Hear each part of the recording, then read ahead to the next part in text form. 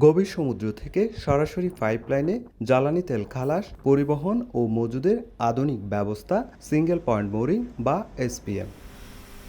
কক্সবাজারের মহেশখালীতে প্রায় ২ বছর আগে বিগত সরকারের সময় নির্মাণ কাজ শেষ হয় এই মেগা প্রকল্পের। চুক্তি অনুযায়ী চীনের অর্থায়নে বাস্তবায়িত প্রকল্পটির অপারেটর নিয়োগের কথা ছিল বিশেষ আইনে। পরবর্তীতে ডক্টর ইউনূসের অন্তর্বর্তী সরকার বাতিল করে আইনটি। এটি কাজ চলমান আছে এবং এটি এখন বর্তমানে ইভ্যালুয়েশন স্টেজে আছে। তো ইভ্যালুয়েশনটা হয়ে গেলে এটার দরদাতা, সর্বনিম্ন দরদাতা এবং পাওয়া সম্ভব হলে এটা দ্রুতই চালু হবে এরকম আমরা আশা করতেছি এবং এই বছরের মধ্যেই আমরা এটা সম্পূর্ণভাবে চালু করতে পারবো এরকম আশা আছে আমাদের।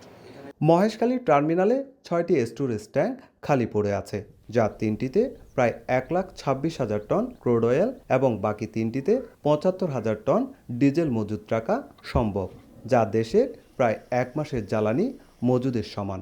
সরকারের খুব প্রায়োরিটি বেসিসে এটার যে সামান্য যে প্রস্তুতিমূলক যে অভাব ঘাটতি রয়েছে সেটি অবিলম্বে নিরসন করে এটাকে চালু করে আমাদের যে বর্তমান জ্বালানি সংকট আছে সারা দেশে, সেই জ্বালানি সংকটের অনেকটা সমাধান আমরা পেতে পারবো বলে আমি মনে করি।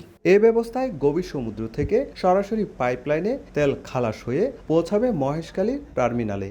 সেখান থেকে ২২০ কিলোমিটার দীর্ঘ পাইপলাইনে যাবে চট্টগ্রামের শোধনাগারে। সংশ্লিষ্টদের মতে এসপিএম চালু হলে বছরের সাশ্রয় হতে পারে প্রায় ৮০০ কোটি টাকা। সুজাউদ্দিন রুবেল, সময় সংবাদ, কক্সবাজার।